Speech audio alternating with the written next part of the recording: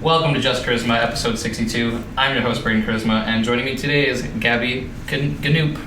Hi. How are you? I'm good. How are you? Pretty good. So Gabbi is a legal assistant, and she also just works out a lot because she's ready to get shredded. So why did you choose to pursue legal assistant? So the funny part is I actually never planned on going into law at all. Okay. I took law in high school, thought it was really interesting. I always kind of thought maybe I would go into business or maybe political sciences. Okay. I also was one of just those people that was interested in everything though. Yeah, okay, yeah. And if I could afford to be a student forever, I would do everything. And I did English literature for about a year and a half and then took a break from school. Just because when you have that crisis and you're like, I'm at school, spending my time, paying to be here, but I don't know where I'm going with it. Maybe I need some life experience. I don't know. Yeah, and better not just to pay to waste time where you're just kind of drifting. Yeah, and I mean, being a student is a really good experience, and it's always worth your time, and it's always worth the money. But yeah, so I took some time off, and I did kind of all sorts of things. I did serving, and I did some auto financing. Kind of just general reception jobs, and then I got pretty sick of it after about a year and decided to go back to school. I actually went to go into accounting. So the program I took is through business technology. It's a trade at VIU, which is super great. The program's awesome. It's only a year long, and there's 3 streams. So there's admin, accounting, and the legal stream. Okay. I went to go into accounting just to kind of be able to do bookkeeping, payroll, basically be able to be very versatile kind of at any office job. Right. To not limit myself. And it's a super popular program, and the only stream with any seats left was legal. Oh. So fair enough. I ended up there, and I mean, I have a pretty cool career now. I've got lots of good opportunity out of it, so I don't regret doing it by any means, but it's just kind of one of those things you accidentally stumble upon and end up going with it. Okay, cool. Yeah. So then, I guess it only took about a year, and then you started looking for jobs, or did they kind of try to set you up? So at the end of all of the trades programs, nice thing about business technology is it's just like mechanics or carpentry or anything else. At the end, you do a practicum. Oh, okay, yeah. Yeah. I actually was really lucky, kind of just through knowing people in the community. I ended up working before I was done school.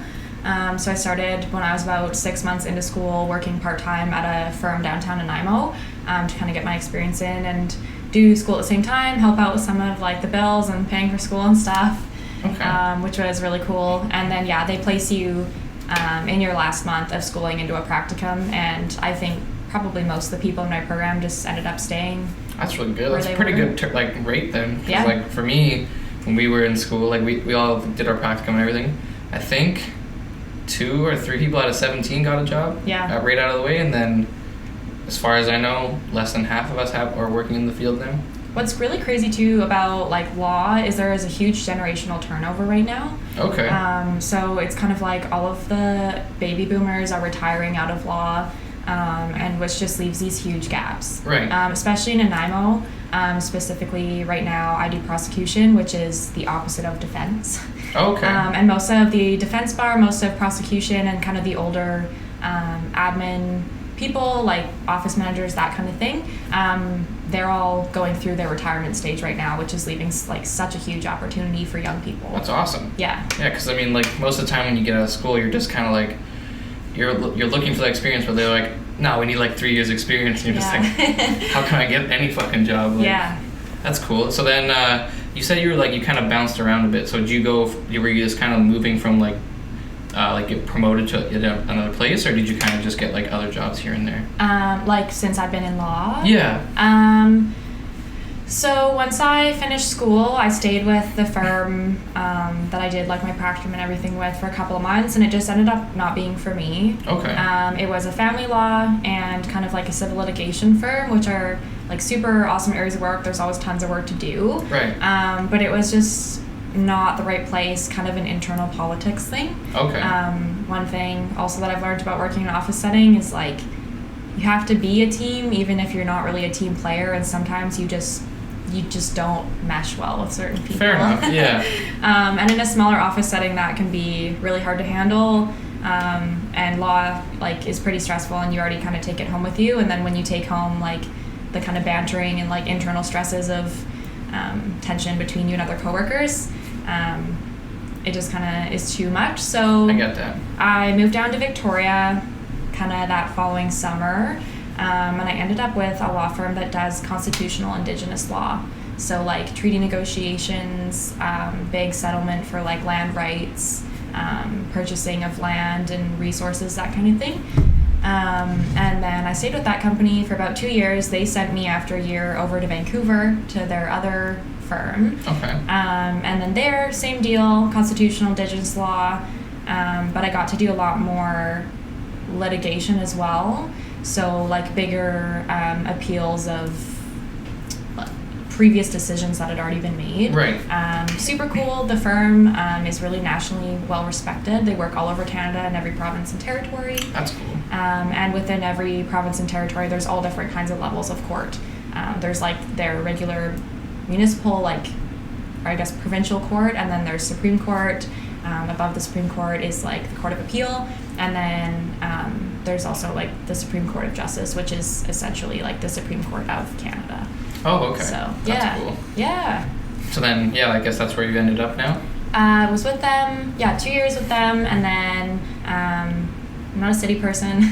My family's here. I love Nanaimo. I'm from here. Yeah, I don't blame you. Victoria's a lot to handle, and I don't like it. So yeah, Victoria was like okay, and then I made it to Vancouver, and I just wasn't for it. No, I don't blame you either, because it's like take Victoria, triple that. Yeah, it was like Victoria on steroids. Yeah. And I just, it just wasn't for me. And I mean, I wanted to come home eventually. Kind of did it to, like, put my name out there, get my experience, Totally. Have it on the resume, and then it was always my plan to come home. That's cool. So a girl that I actually took my legal assistant program with, she's from Nanaimo here, and she was going on maternity leave, so she knew I kind of was, like, looking to come home. Oh, perfect. Worked out that she was like, hey, I work for, like, just a sole practitioner over here. I'm his only staff, and I'm obviously going to be leaving soon. Are you still looking to come home? Do you kind of want to fill my spot? And it ended up working out. So I came back over to Nanaimo. I did criminal defense for a year. Okay. For that law firm, and he is now retiring. So he's shrinking his firm, and I've now moved on to prosecution, which I do at the local Crown Counsel office. Okay. Yeah. And now, like, of all the laws you've kind of touched base on, which one's, like, your kind of favorite to work on? I think none of them really, in terms of, like, what I'm interested in, spark too much in me. What I really like about my job, especially now, doing prosecution, but I felt really connected to it as well doing constitutional law. Is just, like, I'm contributing to the community, and I'm contributing, like, to society in a positive way, and right. I feel like what I'm doing is very meaningful, and I think that's what's more important to me even than, like, the content of what I'm doing.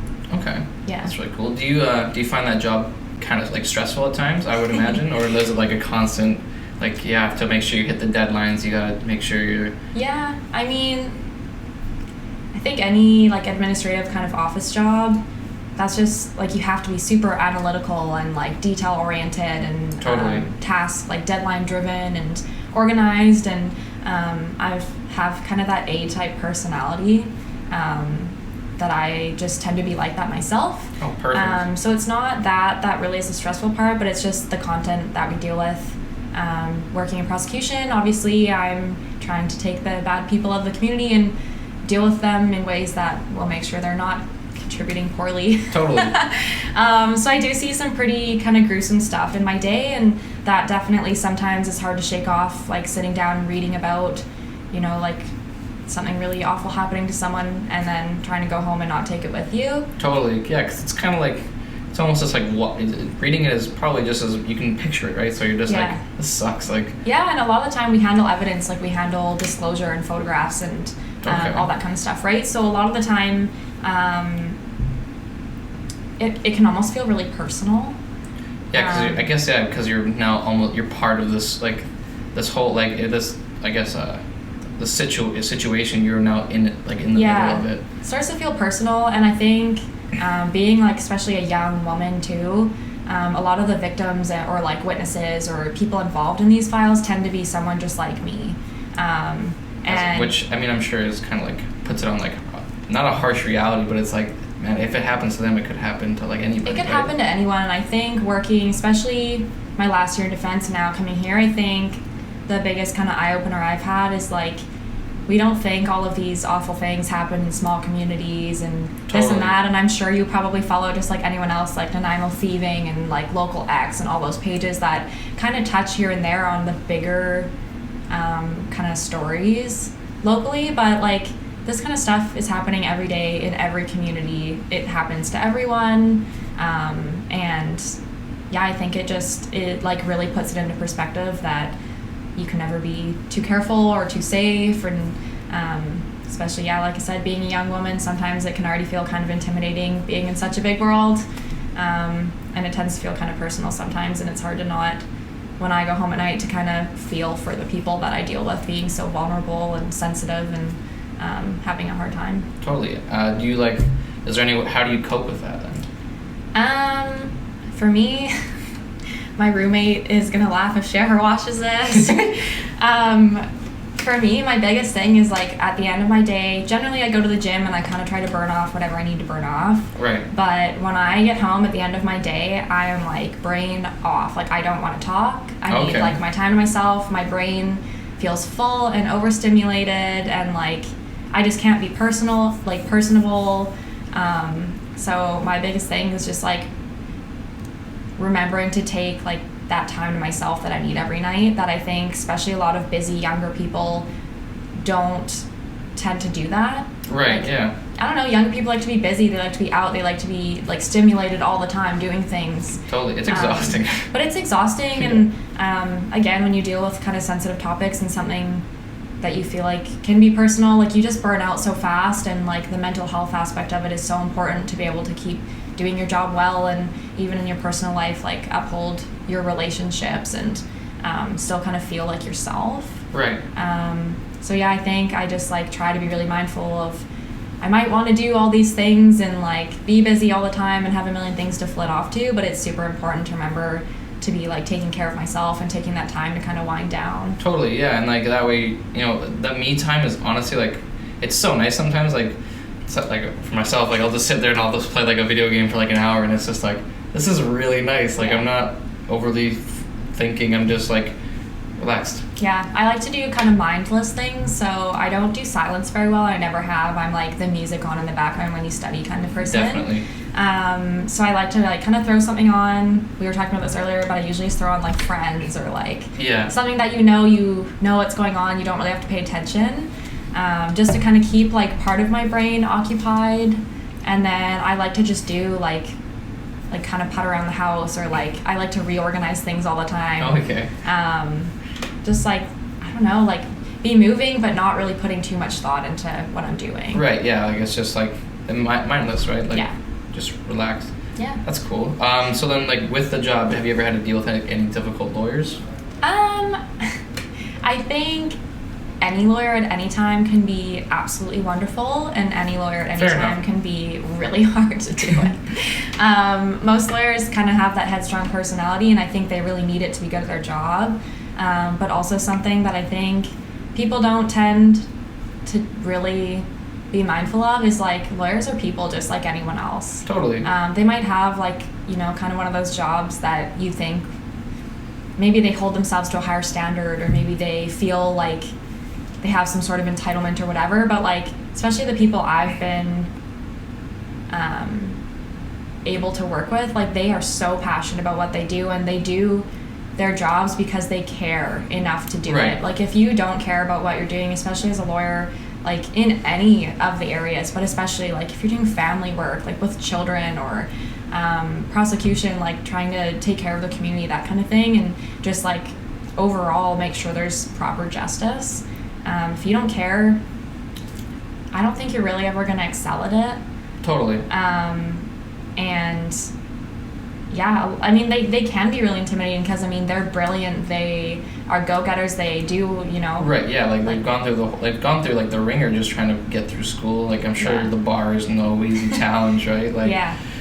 and yeah, but definitely, like, I think if something you're gonna do, you should definitely put like 140 into it. Yeah. Well, I think a lot of the time when people are super passionate about something, often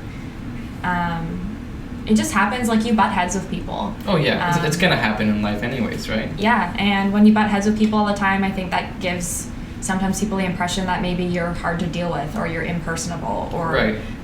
you know, you're kind of cold. But really, it's just that they care so much about it that they're not willing to look past it. Like, they're like, no, this matters, and I'm gonna do my job, and I'm gonna do it well, and yeah, I think that's something that I try to be mindful of. Again, we all have like that super headstrong kind of atypical personality that everyone likes to be in control of things. Yeah, I get that. But yeah, I think I've been very, very fortunate, and all of the people that I've worked with just care so much about what they're doing, and they have that moment where they might seem kind of scary or you know, like a bit too much, but when they come back down to kind of who they are, they tend to be just like such good people. That's awesome. Yeah. So then with, like, because obviously you get like a lot of confidential information and everything, that the cases you see, how do you find like not talking about it? Like, do you find that pretty, like at start, did you find it pretty difficult, or did you find it pretty straightforward? There's definitely, I think, like, at least for me, I find that there's a fine line. Like, some things that I totally don't identify with. I mean, it's hard to read what people are going through and kind of see like the realities of what is going on. But a lot of it, I feel like I can kind of shake it off. Other things, I think the best you can really do is like find someone that you can really trust and confide in and relate to, especially within your workplace. Right. Because A, you can disclose all that information to them, but B, just because like they really understand kind of like what you're holding on to. Right.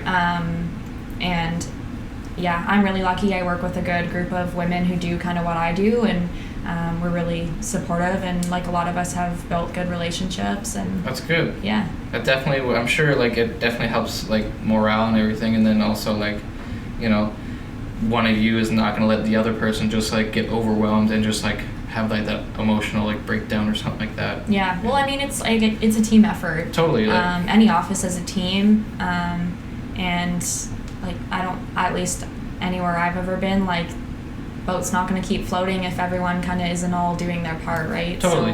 So, some people have bad days and they need extra help, and some days you're fine and you can kind of lend a hand where you see people needing it. So, okay. yeah. What do you kind of find that the hardest parts about being, like, hardest parts about your job? I think the hardest part about my job, sometimes you have a lot of things that you have to get done, and the hardest part is that you just don't want to do any of them. I find a lot of the time at work, I like have a huge list of things to do, or like a stack on my desk, and it's just deciding like, how do I strategically plan where to start? Okay. There's so much work, and there's never ever enough people to do it. I think that's pretty common amongst like any industry. Right. But especially again in Nanaimo, it's such a generational turnover that we're really lacking employees right now. Lots of people are leaving, and I think law again kind of seems like a scary topic for people, and not as many people seem to be I don't know if it's interested or like up to the challenge or whatever you want to. Right. I guess whichever way you want to look at it. But yeah, I think it's just like time management. Yeah, making sure that you like know kind of what your capacity is. Okay. Again, it's a team environment. Like, I wouldn't be doing my job if I wanted to hang on to everything knowing I'm not going to get it done when there might be someone else who's willing to help me out. Okay. I think in doing what I do over the last few years, I think I've been humbled like so much. Okay. Especially as a young person, most of the people I work with tend to be usually in kind of like their mid to late 40s, maybe early 50s. Right. And I learn every day like crazy, and I think even just the life skills I pull out of my job are even more valuable than kind of the work ethic and analytical skills that I learned. So Okay. yeah. That's cool. How many cases do you see come across your desk, like, typically in, let's say, like, a week? Kind of depends on the week. Sometimes, I swear to God, this sounds so corny, but like when there's a full moon, the weirdos come out. Right. And or like it's always after a long weekend or something. Like crime doesn't stop on the weekends, and some days or like some weeks hundreds, some weeks like a few. But again, like a file doesn't really depict how much work you're doing either, because some files are like you kind of prepare a little disclosure package and then it gets resolved like super fast, and that's kind of it. And some of them that are like the more serious offenses that go to trial and require a lot of preparation and evidence and like negotiation beforehand. It might only be one file, but it can take like 2-3 years maybe to resolve, and it's constant work the whole time. Wow. Typically, like in my position I'm in, the idea is that I handle about 300 files a year. Okay. We go by an alpha system. But again, like some files just resolve super quick and aren't a big deal, and some of them are kind of more serious and they require a lot of time, a lot of attention, a lot of back and forth. So. Okay. Yeah. That's crazy. Do you find like near Halloween and New Year's, it's also quite much like a lot busier, just because like that's when all like the hooligans get out and stuff? Yeah, I don't know what it is about it. I mean, I only did defense for a year, and I've only been where I am now for a couple of months, or I guess just a month and a bit. Or maybe we just think it's funny to relate it to that, but I swear, holidays, like long weekends, full moons, like change of the season, like I swear that has something to do with it. I mean, like, I get it. Like, they get that extra day to, like, they have all this energy on, like, on the Monday or whatever date is, right? Yeah. I don't know. I think, like, I don't know. Maybe this seems weird, but, like, stupidity also breeds stupidity.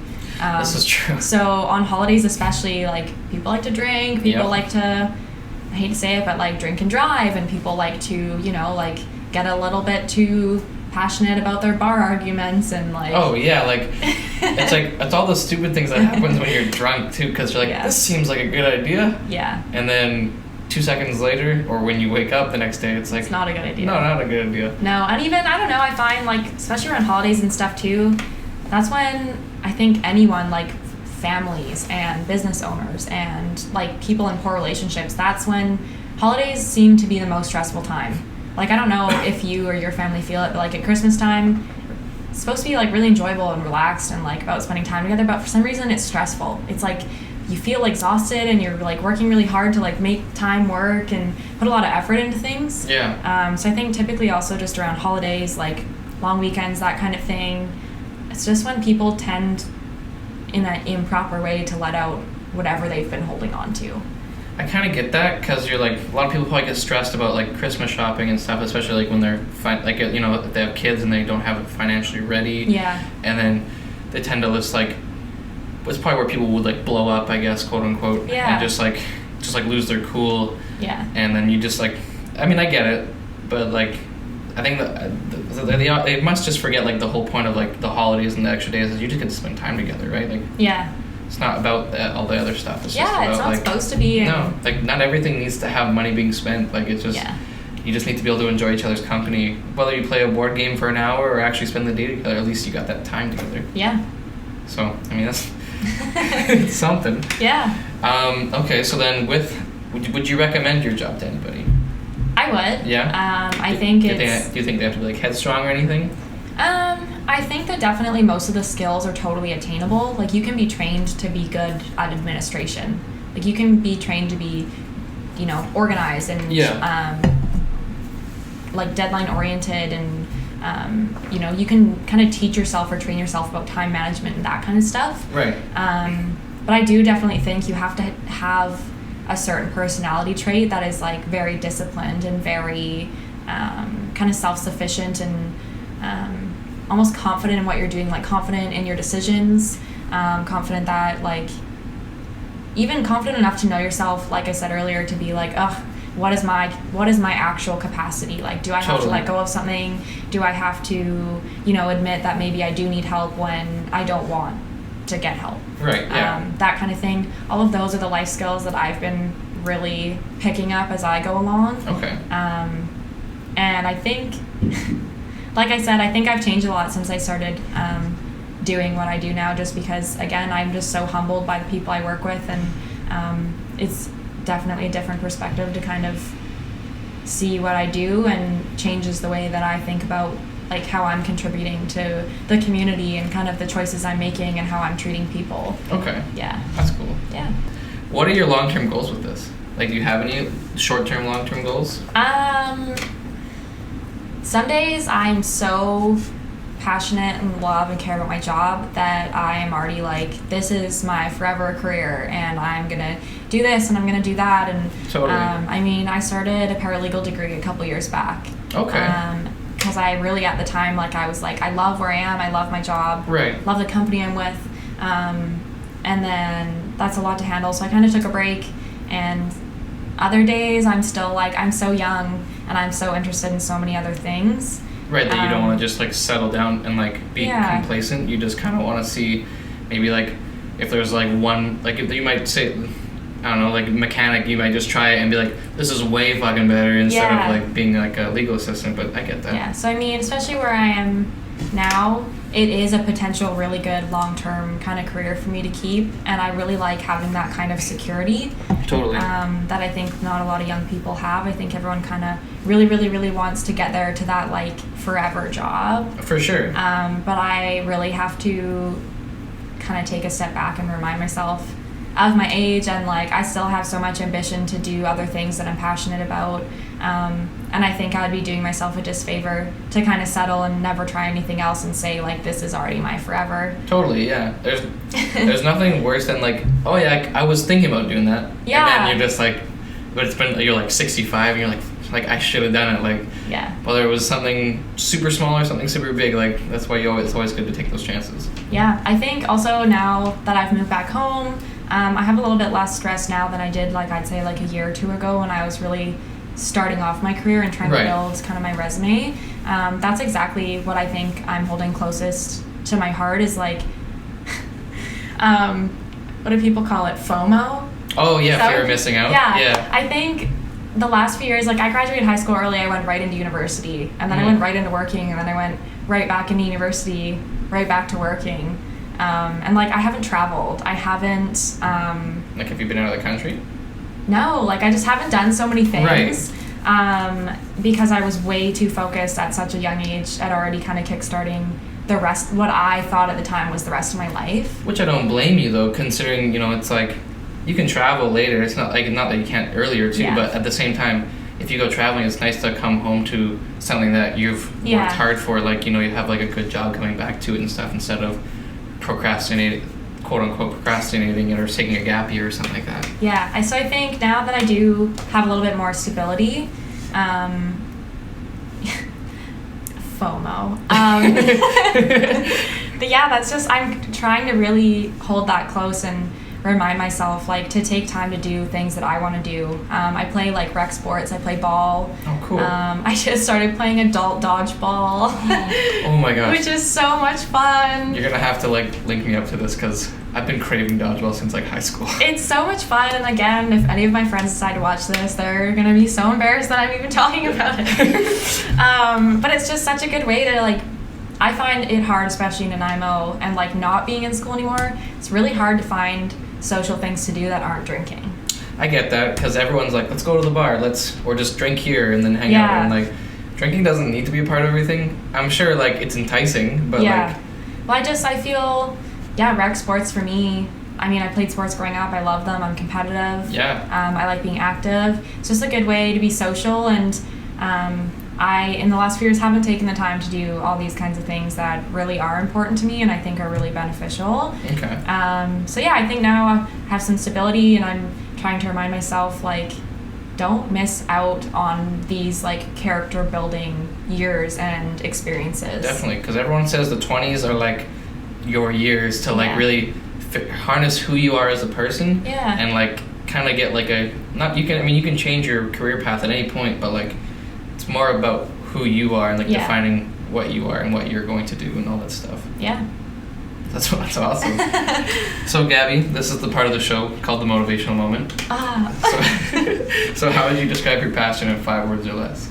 In 5 words or less? I mean, if it's more than 5, it's not the end of the world.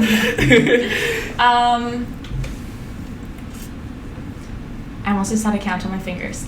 I think, like, there's no non-cliched way to say it, but I think it's just, like, treat everybody with compassion. Okay.